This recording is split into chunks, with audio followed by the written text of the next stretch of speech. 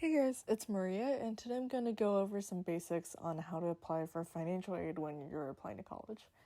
So, first off, I have the front page of the FAFSA website in front of me. So, to apply for financial aid when you're applying to college, there's two forms you have to complete. The first of which is the FAFSA, which I have here, which is the Federal Student Aid form. I'm not really sure what the full acronym is. But yeah, it's basically a federal government form that you have to fill out with basically your family's income, assets, businesses they might own, your own income, any just basic name and demographic information.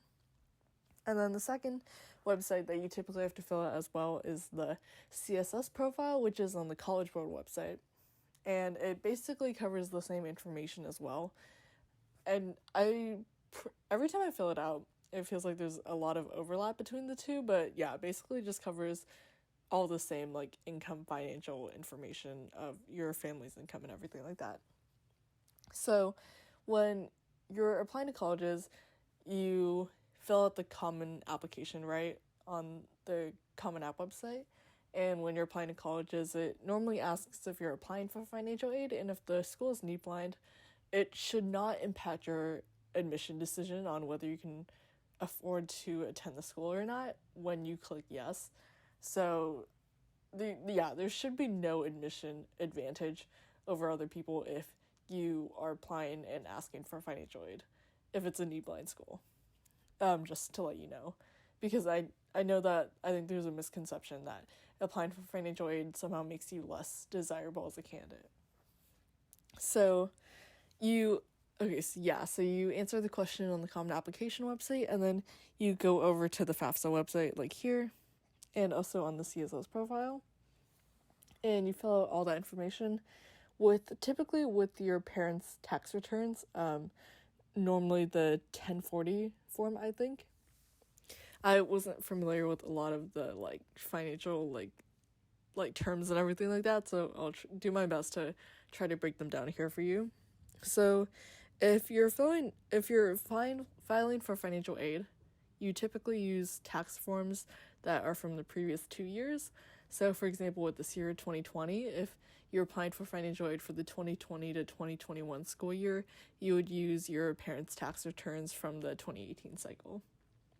So all the information that you need to fill out the forms should be in the tax returns, with income and assets and businesses owned and everything like that.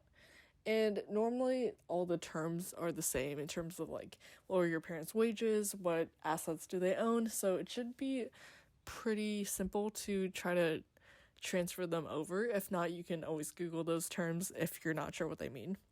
And especially if your parents don't speak English as their first language, for example, or aren't super financially literate or anything.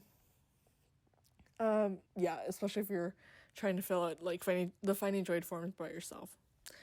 Okay, and so if you're applying for financial aid, some people who are applying for financial aid who are more of a low income status are also eligible for Pell Grants, which are federal grants that you don't need to pay back. They aren't loans, and they're eligible for low income students who fill out the FAFSA. So all you need to do to be eligible for a Pell Grant is to fill out the FAFSA form. So it's on a sliding scale of how much money you get from Pell Grants based on your estimated family contribution, also known as the EFC, which is calculated after you fill out the FAFSA. And the amount ranges anywhere from $6,000 a year to, I think about the maximum for Pell Grants is maybe about $6,000 a year, and then decreases based on if your estimated family contribution is larger than that. So the Pell Grant is really, really helpful in paying for college, and hopefully whatever school you apply to also gives you financial aid with grants and everything based on that too. And so financial aid for colleges can be broken down into grants, which are amounts of money that you don't have to pay back, that are just known as gift aid, along with scholarships, also known as gift aid because you don't have to pay them back. And then there's also student loans, which you do have to pay back. So there's subsidized student federal subsidized student loans, which means that the interest that you accumulate on those loans, let's say you are a freshman, you take out loans in your freshman year. And so subsidized loans means that the government pays for the interest on those loans while you're in school, and then as soon as you graduate, then the interest begins to accumulate on those loans. But then you now have to pay for it, versus while you were in school, the government was paying your interest. And then unsubsidized student loans, federal student loans are the same, except while you're in school, that interest does accumulate. At increasing the amount of the loan taken out as interest increases. So those are federal student loans, and I think they range from about $1,000 a semester or a term for unsubsidized student loans, and then about $1,750 per semester or per term for subsidized student loans. But I think it depends on your school and your estimated family contribution and everything.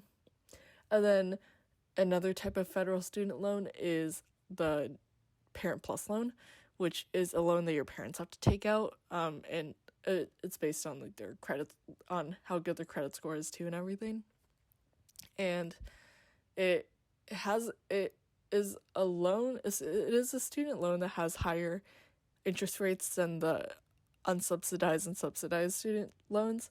So I think the unsubsidized and subsidized federal student loans have interest rates of maybe 2 to 3%, depending on they're definitely under 5%.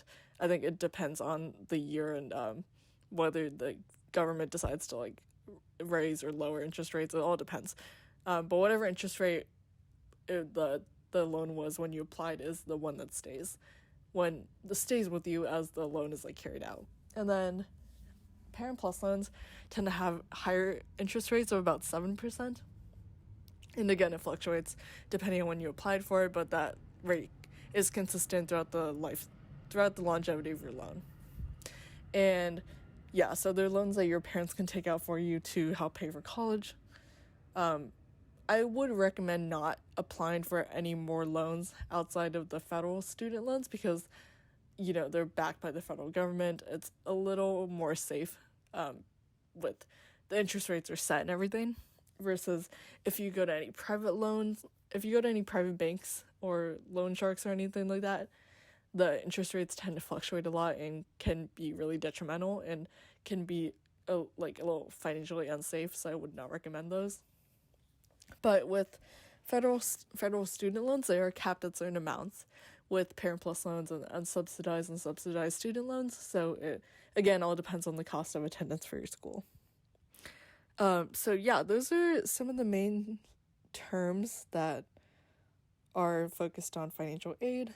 Oh, and also when you're filling out the FAFSA or the CSS profile, if your parents are divorced, then they ask for a primary parent on the application, which tends to be the parent that I think makes more money, or if your parents are divorced, then the parent that you live with more often.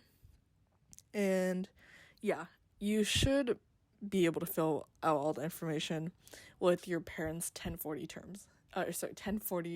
tax returns. So yeah, so those are some of the basic terms in college financial aid. I hope that helps. I was definitely not the most financially literate person when I started applying for financial aid and going through this process. So I hope my advice is helpful for you guys. So yeah, thanks for watching this video.